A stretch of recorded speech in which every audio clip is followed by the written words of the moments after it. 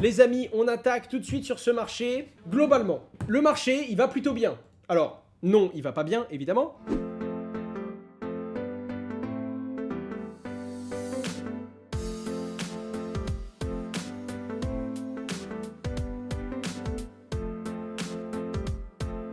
Rappelons-nous quand même qu'on a eu ce petit 33 000 $ qui nous a effrayés. Et là, depuis une petite semaine, on est autour des 38 000. Est-ce que ça va descendre plus bas? Peut-être. Encore une fois, je n'en sais rien. Certains imaginent que la tendance peut repartir très très fort à la hausse. Et c'est totalement possible, hein.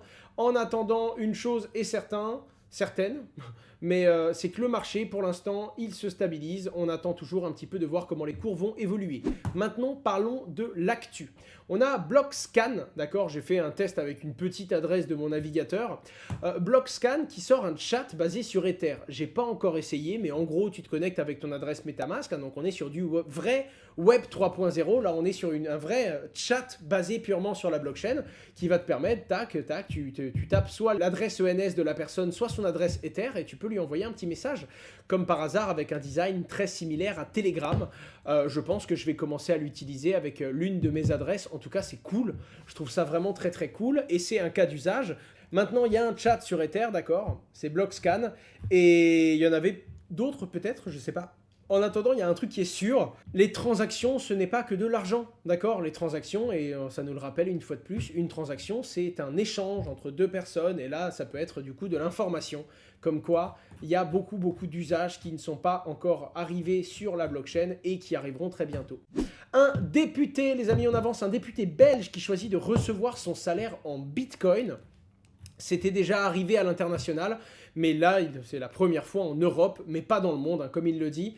Donc c'est assez dingue, on voit du coup de plus en plus de personnes qui petit à petit se tournent vers le géant Orange pour leur rémunération. Je vous mets le lien là si ça vous intéresse d'avoir un petit peu plus de détails sur la raison, tout simplement. Les amis, on avance du coup sur l'actualité. Il y a Elrond qui enfin a mis en ligne le process pour lister un token. Donc n'importe qui va pouvoir venir et proposer de lister son token ESDT, donc de la blockchain Elrond, sur le fameux Maillard DEX. En attendant, on va voir du coup pas mal de projets éclore sur la blockchain Elrond. On avance également avec Grayscale. Grayscale qui a envisagé l'ajout de plusieurs tokens en rapport avec le métaverse en général. Le truc qui est assez fou là-dedans, c'est que quand Grayscale ouvre la marche, généralement il y a beaucoup d'institutions et il y a beaucoup de monde qui vont naturellement suivre. Et donc là, il parle par exemple de tokens comme la XS, donc le Play to Earn d'Axie Infinity, le token d'Engine, le Gala, le Sen de Sunbox et le YGG de Yield Guild. Donc on sait qu'il va y avoir un investissement potentiel de Grayscale dans des fameux Play to Earn et dans des fameux jeux en rapport avec les NFT. Naturellement, il y a beaucoup d'autres fonds qui peuvent suivre et faire comme Grayscale dans les mois qui suivent. Encore une fois, rien de plus sûr vu la période et vu la condition de marché, mais on se rend vraiment compte qu'il y a de plus en plus de géants qui investissent dans ces domaines-là, quoi.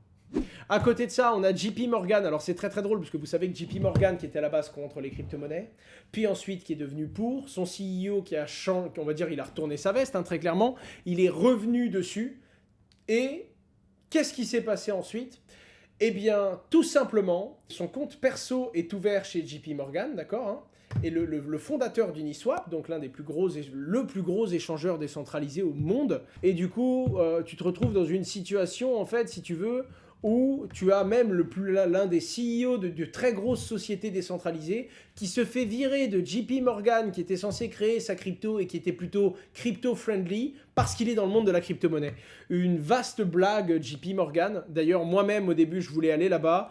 Et globalement, quand je comprends un peu comment il fonctionne, ça semble pas très adapté à ce que je cherchais. Et surtout, depuis qu'il s'est passé ça, autant dire que j'ai pas vraiment envie d'être chez eux et d'être domicilié chez eux, quoi. Bref, tout ça pour dire que, attention les amis, même si certains gouvernements deviennent crypto-friendly, même si les banques, on a l'impression qu'elles le sont, pas du tout, hein. Quand vous avez un compte en banque et que vous faites de la crypto-monnaie, vous êtes un pestiféré, point barre. Il y a plein d'expériences que je peux pas encore vous raconter, mais je vais bientôt être libre de le faire et vous allez vous rendre compte qu'on en a vu on en a vécu vraiment des trucs qui sont vraiment ignobles. Et à partir du moment où vous êtes dans la crypto-monnaie, même si vous essayez de tout bien faire en France, de se réguler tout, vous êtes vraiment traité comme un chien et vous êtes un pestiféré. Faites très attention. Je continue les amis, Ethereum 2.0 va changer son nom.